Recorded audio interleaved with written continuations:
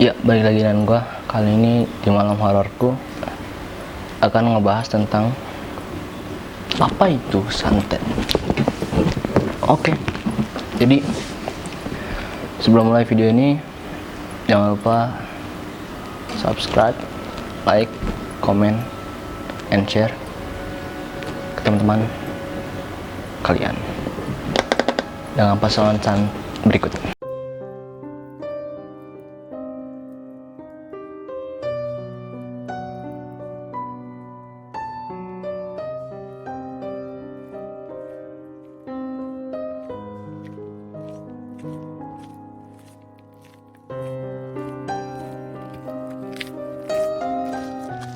Apa itu santet? Santet adalah upaya seseorang untuk mencelakai orang lain dari jarak jauh dengan menggunakan ilmu hitam. Biasanya santet sering dilakukan orang-orang yang dendam karena sakit hati kepada orang lain, atau santet dapat dilakukan sendiri maupun dengan bantuan orang lain. Santet dapat dilakukan sendiri atau dengan bantuan dukun. Ilmu sihir mempunyai banyak fungsi dalam bidangnya karena mempunyai banyak cabang. Misalnya sihir rumah tangga dapat menyebabkan perceraian. Yang kedua adalah sihir tipuan pandang, sihir santet yang dapat menggunakan ramuan berbahaya. Sihir dapat mempengaruhi pikiran, hati, bahkan akal seorang dapat menggunakan bantuan setan. Hal ini merupakan salah satu kejahatan besar yang dapat membuat Allah sangat murka kepada pelakunya. Biasanya dengan ada beberapa jenis media yang digunakan untuk melakukan santet. Yang pertama adalah jarum. Ini adalah salah satu alat yang menyakiti yang paling umum. Biasanya mengirim santet memasukkan jarum-jarum ke bagian tubuh korban agar menderita. Lokasinya pun ada perut, kaki, sampai organ tubuh dalam. Yang kedua adalah besi. Besi ini bisa lempengan yang sudah berkarat tiba-tiba akan ada dalam tubuh korbannya. Sang pengirim ingin menerima penderita akibat karatan dan kesakitan tertusuk ujung besi yang tajam dan kasar. Yang ketiga adalah kawat. Kalau yang ini biasanya sama dengan jarum, dikirim dengan jumlah banyak, jadi organ dalam korban akan tertusuk pelan-pelan. Hal tersebut tentunya menyakiti korban dan membunuhnya pelan-pelan. Yang keempat adalah paku. Paku adalah alat santet lainnya yang enggak kalah pamor.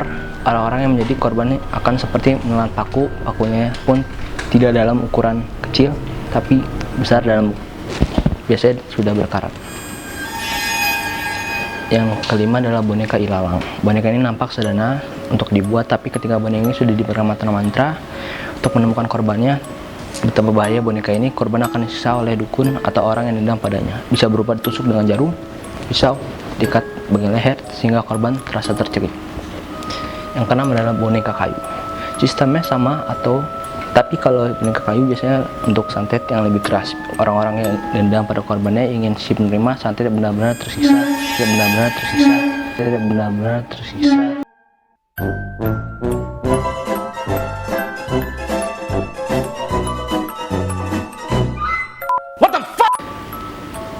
Bisa saja kayu tersebut dibakar dan akan membuat efek pada korban.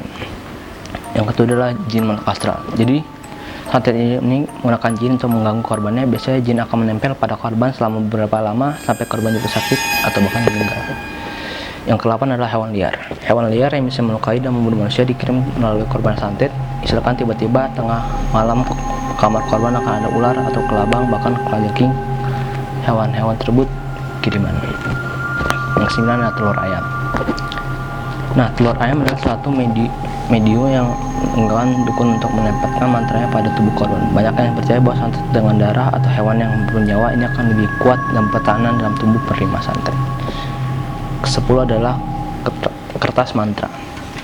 Kalau kertas ini sudah jarang digunakan tapi juga tak kalah ampuh.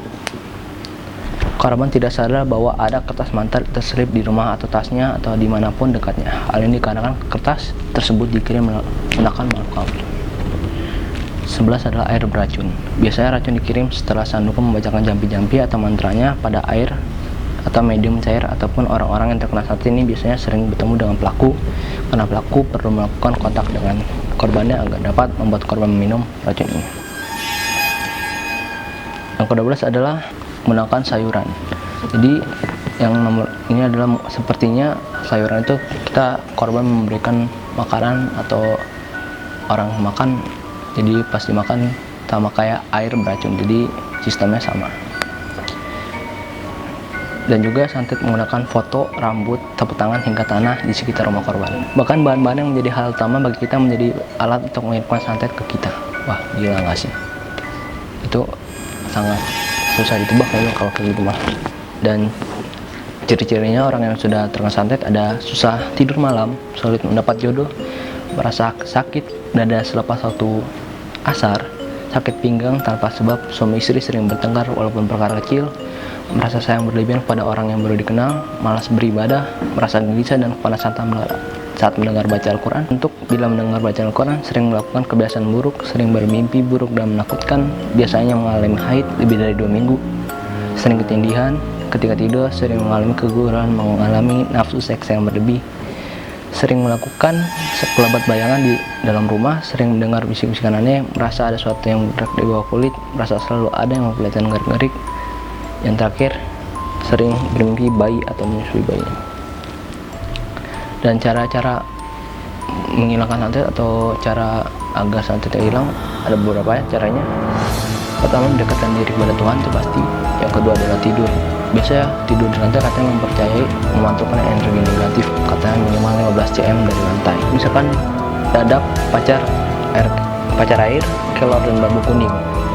Katanya itu tanaman-tanaman yang dapat bermuatan negatif, dapat hujan atau gelombang santet yang dikirim akan terpantul karena dipercaya karya yang tidak mencengkeram bumi secara kuat. Sopan santun kepada orang yang membuat kita pernah kita sakitin, minta maaf, maka bisa saja santetnya hilang dengan segera.